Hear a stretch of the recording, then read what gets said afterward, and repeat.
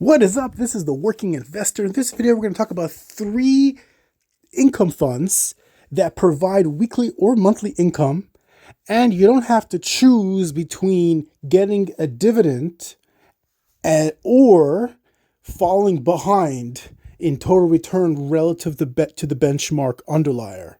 You actually can have dividends consistently, and you can have total return that is comparable to the underlier. And in 2 of the 3 funds I'm going to mention, even outperform the underlier, where you're better off with these funds. But nothing here is financial, tax, legal advice, or any sort of advice. This is purely for fun and entertainment purposes only. Who said you cannot have your cake and eat it too?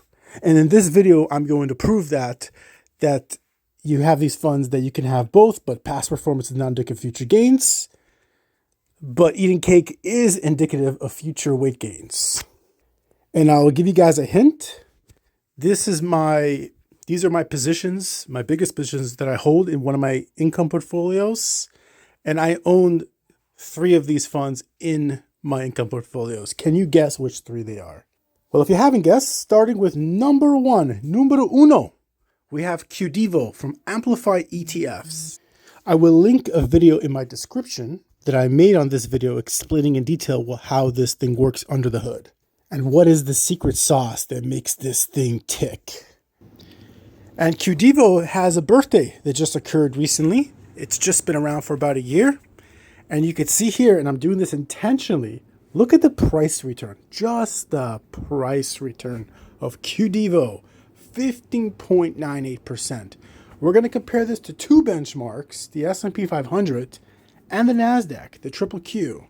So almost 16, we'll call it 16%. S&P 500, 16.09. So you're splitting hairs in price return. It pretty much, would you guys agree that QDVO is giving you a price return equivocal to the S&P 500, right? Just on price. The NASDAQ, 20.45%. So it's above QDVO in price by 4%. Now, guys, let's look at the total returns. Now you have a different picture. Total return QDVO, year over year. It's out for about a year, so at least we have 12 months of data, or data, however you want to pronounce it. QDVO, 26.3%. The S&P, 16.09%. You remember, in price alone, you got the return of the S&P, and then you got your bonus dividend on top. It has about an 8 or 9%-ish yield, which I've looked at roughly. So you're beating you're matching the S&P in price, you're beating them in total returns. The NASDAQ, 21.13% in total returns, so it beats the NASDAQ in total returns. So QDVO is matching the S&P in price and beating the NASDAQ in total returns. This is the kind of fun that I like. And this is one of my div tracker apps that I use. And you could see that their dividends is roughly trending up with the price of the underlying. So for me, this is a winner chicken dinner. So there you have it, QDVO, number 1 on the list. Let's go to number 2 on the list. Not surprisingly, it's BLOX. If you guys have been watching any of my videos in the past month or 2, I've been tracking this like a hawk.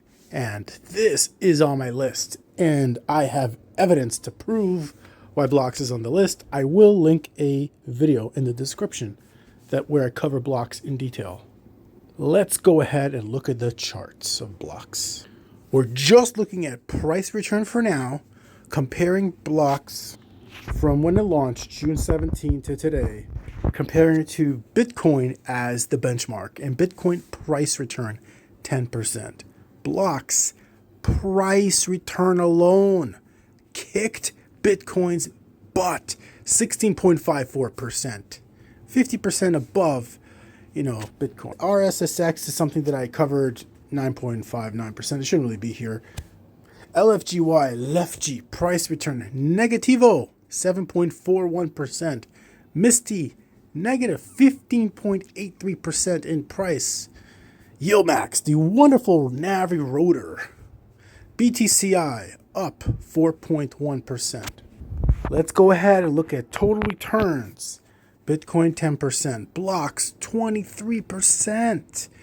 BLOX beat Bitcoin in price and in total return. My God, LiftG 4.4%, Misty negative 5.34%, BTCI 11.61%. BLOX is killing it in price, growth, everything. Total return, the full package. Of course, it's only been around for a couple months, and if this thing goes to trash, I will look pretty silly. But for now, what I've seen, I like it. But time will tell. Time is the true equalizer. I do have a video that goes through, I pop the hood and take a look at the workings of BLOX and what makes it tick. So I'll link that in my description. Let's go to number 3 on the list. Good old-fashioned Goldman Sachs S&P 500 Premium Income ETF, GPIX. This is not an outperformer, but I would say it's a really good contender to give you close to the underlier and not major sacrifice. I wouldn't consider it a high-yield dividend trap with NAV erosion and poor total return. It's not like that, in my opinion. Now, there are dozens and dozens of S&P 500 income, cover call income, call credit spread, put credit spread income funds out there. I'm only picking the ones that I track because I own them and I got skin in the game. I'm sorry. But if you track these, you may find value in them. So this is the S&P versus GPIX from Goldman Sachs versus SPY from NEOS versus T-SPY from TEP Alpha. They should be coming out with a NASDAQ fund pretty soon versus XDTE.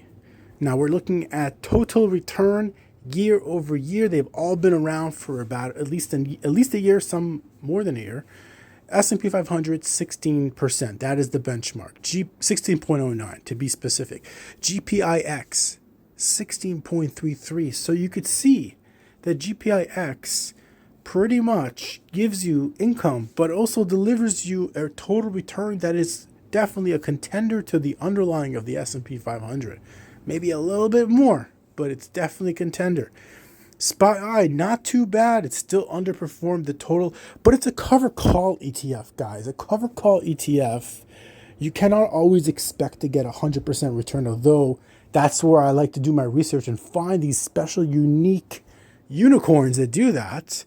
But traditionally, if you have a cover call ETF, I would say in my books, if it gives you 75 to 80% of the total return of the underlier, I would consider that decent, especially if the market, does whipsaw effects.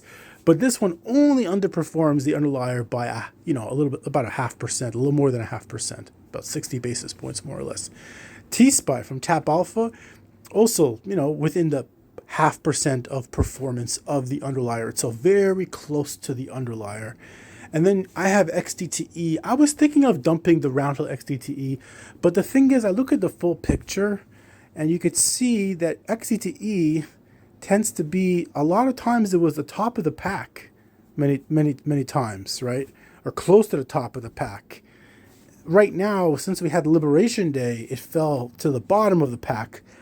But I feel like in the total return basis, it definitely has some contenderness, some competitiveness.